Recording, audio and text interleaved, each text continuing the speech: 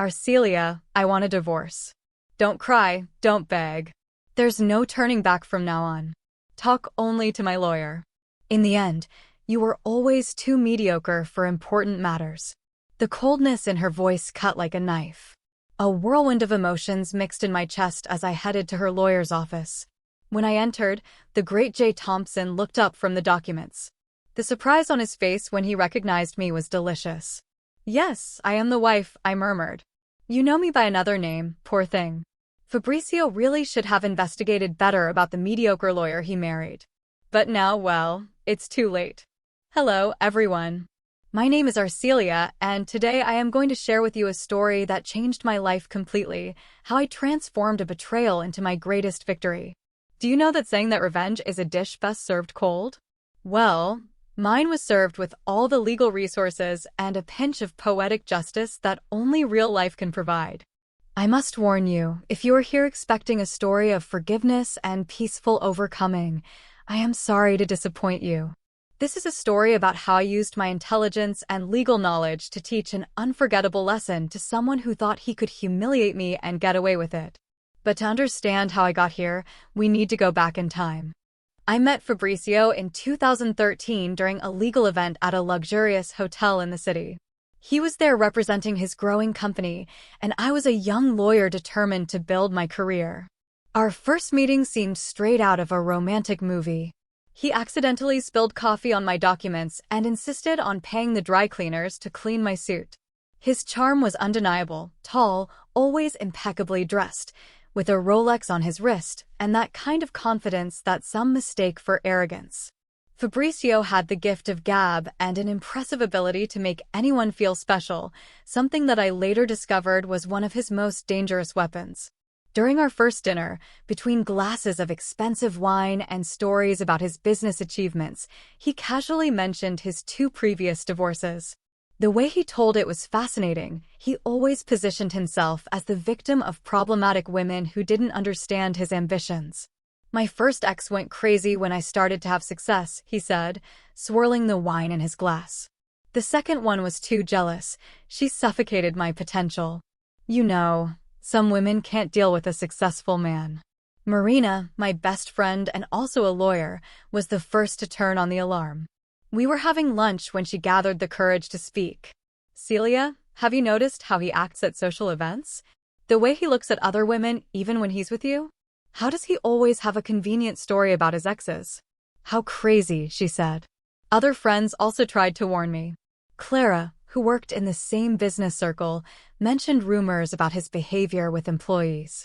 Patricia, a psychologist, pointed out classic patterns of manipulation in his behavior. But I was blind, not only by love, but by that arrogant certainty that with me, he would be different. In the end, I was not like the others. I was a successful, independent professional, special, as he always made sure to emphasize. The marriage proposal came quickly, just 6 months later, and with it, his insistence on the prenuptial agreement. It's just a formality to protect us both, he argued. The clause on infidelity was my idea. If I cheat, you'll lose 50% of everything, so we can guarantee that neither of us does anything stupid, he said with a smile, looking me in the eyes. At that moment, I interpreted that as a sign of commitment. Today, I recognize that it was a projection of his guilt. A classic pattern of someone who cheats. The first years were like a dream: international trips, expensive gifts, dazzling parties. Fabrizio had transformed into the reformed conqueror, our friends said. Little did they know, and little did I know, that that was only the first act of a very well-rehearsed play. Fabrizio's transformation was so gradual that, like a frog in slowly boiling water, I didn't realize I was being cooked. I lived in my marriage. It began when his company took off 3 years after our marriage. The first sign was subtle, seemingly innocent comments about my career. Honey, you don't need to try so hard.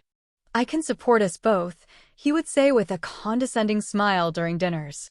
What was once admiration for my independence turned into something close to contempt.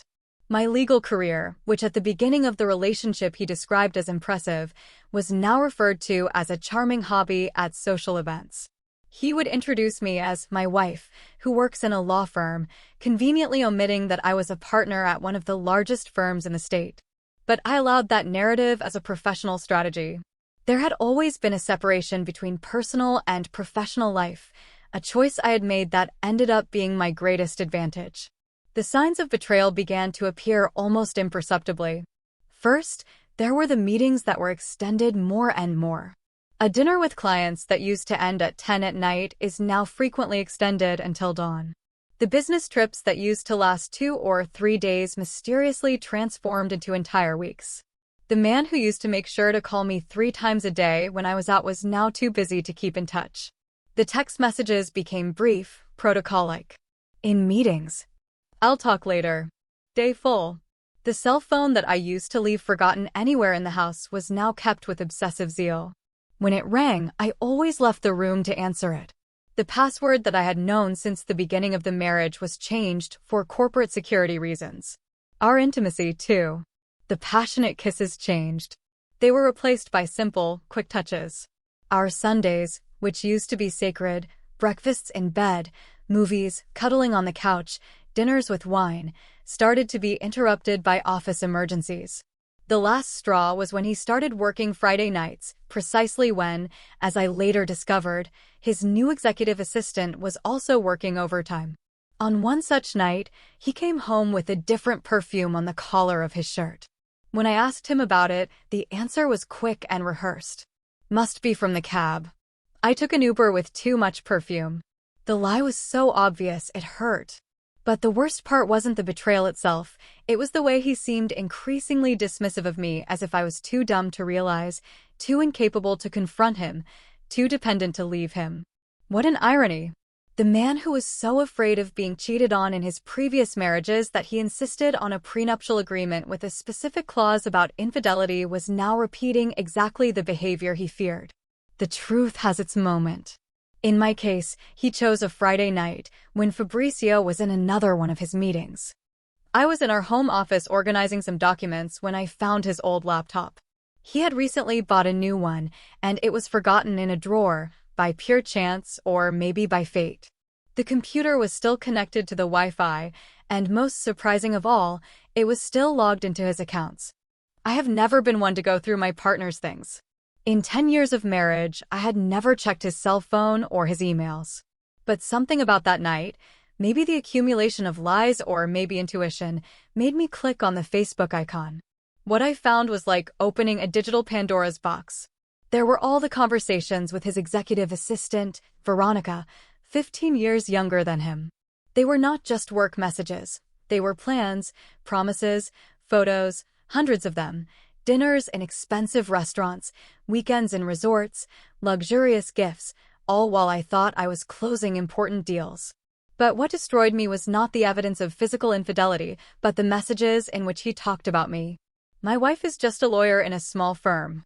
She has no idea of the real world of business. She thinks she is important because she wins some cases.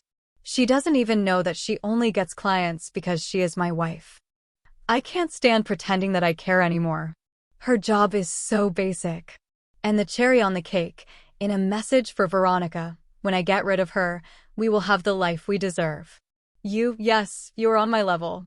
She never was more than a mediocre lawyer, lucky to have married me. I read everything methodically as if I were analyzing evidence for a case. I took screenshots, saved the conversations, and documented dates. The lawyer in me took control while the wife was falling apart inside. The oldest messages revealed that the affair had already been going on for 8 months. 8 months of blatant lies, of fake kisses, of empty I love yous. 8 months of planning our divorce behind my back. Completely underestimating who I was and what I was capable of. That night, something changed inside me. The tears that fell were not from sadness, they were from pure determination. Fabrizio had made the fatal mistake of underestimating me, believing that I was just a mediocre lawyer. He had no idea who I was. In the legal world, he didn't know that this woman he called a lawyer from a small firm was feared in court, respected by judges, and feared by other lawyers. And above all, he had completely forgotten the prenuptial agreement that he insisted on establishing. It was a Tuesday at 14:47 when my phone rang. Fabrizio's name appeared on the screen, and for some reason, I knew that this would not be a common call. Arrogance. His voice sounded different, cold, calculating, almost satisfied. "We need to talk about some problem, Fabrizio," I said. "Not really." For the first time in a long time, everything was clear to me. He paused dramatically. "I want a divorce." My heart raced, but not from pain. From anticipation. It was the moment I had been waiting for. "A divorce?" I repeated calmly. "Exactly. I'm tired of this farce. Tired of pretending to care about your petty legal cases, of pretending that you're on par with what I've built." "Interesting your stance," I answered, keeping my voice controlled. "Look, I'm going to be direct, because unlike you, my time is valuable," he continued with his overflowing arrogance. "I already hired Jay Thompson, the best lawyer in town. He'll take care of everything." "Jay Thompson," I repeated, holding back a laugh. "That's right. And believe me, he's not like those minor case lawyers you know. He's top-notch, knowledgeable. You know what? You should be thankful for the years you were by my side. How many of your clients did you get just for being my wife? Come on, let's be honest. Your career was never more than a convenient hobby. Anything else you want to add?" Fabrizio, with an air of finality, said, "Yes, I've already arranged everything. You have a week to get out of the mansion. You can go back to that little apartment you had before you met me. Oh, and don't even think about trying to fight. You don't have the slightest chance against me." "That's it?" I asked. "That's all." You know what's the funniest thing? You always thought you were so smart, so professional, but you were never more than a mediocre lawyer, lucky to have married well. Now I have to hang up. I have a real life to live. "Of course, I'm not going to take up any more of your valuable time," I answered, then added with a slight smile, "Just one last thing. Are you sure of this decision?" "I've never been so sure in my life. I'm finally going to be able to be with someone of my level." "Perfect. Then I'll talk to Jay Thompson," I said, and hung up the phone, letting a smile form on my lips. Fabrizio was so busy savoring his moment of supposed superiority that he didn't notice the almost satisfied tone in my voice. That arrogant man had no idea that he had just activated the first domino of his destruction. Jay Thompson, the same Jay that I had humiliated in 3 important cases last year. Oh, this would be even more delicious than I imagined. The next morning, I prepared myself with special care. I chose my black Chanel suit, the one I wear for important cases, a pair of red Louboutins, and my Cartier watch, a gift I gave myself after winning my first $1 million case. If Fabrizio thought I was a mediocre lawyer, it was time to show exactly who I am. Jay Thompson's office occupied the top floor of one of the most prestigious buildings in the city. His secretary, Amanda, almost dropped her coffee when she read my name. "Dr. Arcelia Andrade," she said. "I have an appointment scheduled." Her eyes opened wide. "Dr. Andrade, the same as..." "Exactly," I smiled softly. "Dr. Thompson is telling me to wait while I make the internal call." I noticed her hands shaking slightly.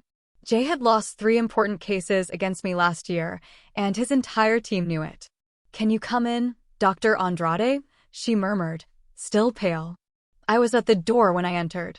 Looking out the panoramic window, typical, I thought, trying to create a scene of power. "Mr. Thompson," I knocked softly. When he turned, I savored every microsecond of his changing expression. First, the automatic smile of someone receiving a client appeared, then the recognition followed by shock, and finally pure terror. "Dr. Dora Andrade," he stammered, his powerful lawyer pose destroyed. "Are you Mr. Fabrizio's wife?" Surprised, I asked, sitting down without waiting for an invitation. I imagined my husband described me in a somewhat different way. Jay loosened his tie, visibly uncomfortable. He mentioned that his wife worked in law, but he did not mention that she was the same lawyer who destroyed his in the Mendez case, or who was responsible for his biggest defeat in court last year. I smiled as I opened my folder, curious as always. "He minimizes my professional accomplishments," I began, arranging documents on his desk, the prenuptial agreement, screenshots of conversations, photos, hotel receipts, all meticulously organized and documented. You know, Jay, I continued as he examined the documents with growing horror. Something is fascinating about narcissists. They're so busy thinking they're smarter than everyone that they often trip over their arrogance. Jay took the prenuptial agreement with shaking hands, his eyes opening wide as he stopped to read the infidelity clause. And this is exactly what he's thinking, the clause that Fabrizio insisted on including, so worried that I might cheat on him. Ironic, isn't it? No, Doctor, Jay began, his face now completely pale. I didn't know, he never mentioned it. Of course, he didn't mention it. Just like he didn't mention that his mediocre lawyer of a wife is one of the most respected professionals in the state. I smiled again. Tell me, Jay, how do you plan to argue this case? Jay spent the next few minutes in absolute silence, studying each document as if desperately searching for a loophole, a way out. But there was none. Every piece of evidence was there, irrefutable, devastating. Finally, Dora Andrade spoke with her voice almost in a whisper. This is extremely compromising. How good that it coincides. I smiled as I pulled another folder out of my bag because I had not yet shown the most interesting evidence to his lover, emails proving that he had placed her on the company payroll with a ghost position and suspicious deposits in accounts. As a corporate attorney, I continued calmly, it would be a shame if these fiscal irregularities came to light during the divorce proceedings, don't you think? Jake slumped heavily in his gel chair. He assured me it would be a simple case. Of course, he did. Fabrizio always underestimated my capabilities, a mistake Jake knew he shouldn't make. Jake pulled a handkerchief out of his pocket and wiped his sweaty forehead. I need to be honest with you. I can't continue with this case. Why is the best lawyer in town afraid to take on a mediocre attorney? I provoked him by quoting Fabrizio's words. Doctor, he quickly corrected himself. Master, we know there's nothing mediocre about your career. He hesitated. After the Mendez case, several firms have an unofficial policy of avoiding litigation against you. That was music to my ears, but I kept my expression neutral. Interesting. And what do you plan to do now? I'm going to call your husband. Mr. Fabrizio. Today. I can't represent you in this case. It would be unethical. Unethical? I raised an eyebrow. Or just professional suicide? Jake gulped. We both stood up, collecting only what was necessary and leaving with him enough copies to torment his professional conscience. It's been a pleasure. And don't worry, when the other lawyers in town ask you why you dropped the case, you can tell the truth. It'll be a great story for the lawyers' organization cocktail parties. As I left his office, my cell phone vibrated. It was a text from Fabrizio. What did you do? Jake just called me saying he's dropping the case. You're going to regret this. I smiled as I typed a short response. The first rule of war, dear, know your enemy. In the next 2 weeks, I watched with satisfaction as Fabrizio's empire began to crumble. The news spread quickly through legal circles. No respectable lawyer wanted to take his case. It was a rainy morning when he showed up at my door, no longer the arrogant businessman as usual. His suit, Armani, was wrinkled, and the Rolex was conspicuously absent from his wrist. Yes, we need to talk, he said, practically questioning. Curious, I replied, looking at my watch. I thought we could only communicate through lawyers. It's true. You're not managing to find any, right? What are you telling them? He growled, entering when I allowed him first. Jake, then Martinez, now even Peterson refused to serve me. I calmly poured myself a cup of coffee, savoring his desperation as if it were a good wine. I know nothing, but you know how our legal profession is. People talk. You're ruining my life, he shouted, slamming his fist on the table. No, dear, I corrected him gently, without getting upset. You ruined your own life when you decided that I was just a mediocre lawyer that you could throw away. By the way, how is Veronica? The blood drained from his face. What do you know about your lovely assistant? All the gifts, the trips, the plans for your bright future, even that adorable part where you say you'll finally have someone to match your height. How much my computer wasn't necessary. You forgot to log out of your old laptop, Amat. I took a sip of coffee. But don't worry about Veronica. I heard she quit when she found out about the prenuptial agreement. The prospect of a broke boyfriend wasn't so appealing. That agreement, we can negotiate it. He tried, his voice now almost pleading. You can keep the house, the cars to negotiate. I put the cup down on the table with a soft clink. How did I negotiate my dignity while you were planning to throw it away? No, dear. I'm going to take exactly what's in the agreement, 50% of everything, including your precious company. You can't do that. And I can.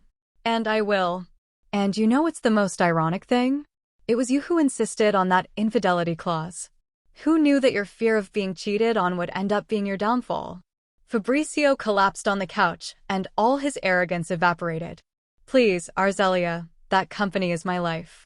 You should have thought of that before turning our marriage into a farce, I said, getting up to indicate that our conversation was over. Oh, and a piece of advice, stop trying to hire local lawyers. None of them are going to take your case. Or why? Because unlike you, they know exactly who I am in the legal world, and none of them want to face me, especially in a lost case. A month later, Fabrizio finally gave up. He had no other choice. No competent lawyer took his case, and the evidence he had was irrefutable. The agreement was signed on a quiet Thursday afternoon, without the pomp he loved so much. The signing ceremony was almost poetic. He sat across the table, looking like he had aged years in a few weeks. His Italian suit was now too big for him, as if his body had shrunk along with his firm ego. Here, I indicated, offering him my Mont Blanc pen, the same one he had given me on our first wedding anniversary, saying that I could use it for your legal documents when I assumed my part in the company. Let's make sure. Wearing my red suit of victory, I took my place at the head of the table, the same place where Fabrizio used to belittle my accomplishments. Gentlemen, I announced to the stunned room, as the new co-owner, I have some proposals for change. The changes were implemented quickly. I modernized processes that Fabrizio refused to update. I introduced compliance policies that he always ignored. And I created a more professional and less men's club-like environment. In 3 months, our profits increased by 40%. And Veronica, well, she found a new love, a real estate agent who promised to take her to live in Miami. Curious about how destiny works. Fabrizio had to sell his beloved mansion, the one where he planned to live his bright future with his lover. Now, he lives in a rented apartment in the suburbs and drives a used Corolla. He sold his Rolex to pay off debts that began to accumulate when I started investigating his dubious transactions at the last shareholders' meeting. Our glances met briefly. I saw in his eyes the bitter recognition of his biggest mistake, having underestimated a simple office lawyer. Today, I maintain my successful legal career and manage my part of the company with the competition that he never wanted to acknowledge. I bought a mansion even bigger than the previous one, with a dressing room worthy of a magazine and a wine cellar that would make any wine lover cry with envy. Most importantly, I recovered something I didn't even know I had lost, my self-esteem and the certainty of my worth. For those who are going through something similar, I'll leave you with some advice. Sometimes the best revenge is not to forgive, but to show exactly what you are capable of when they underestimate you. And for Fabrizio, if you're listening to this story, thank you for insisting so much on that prenuptial agreement. It was the best gift you could have given me. Thank you for listening to this story until the end. Now, I would love to know what you think.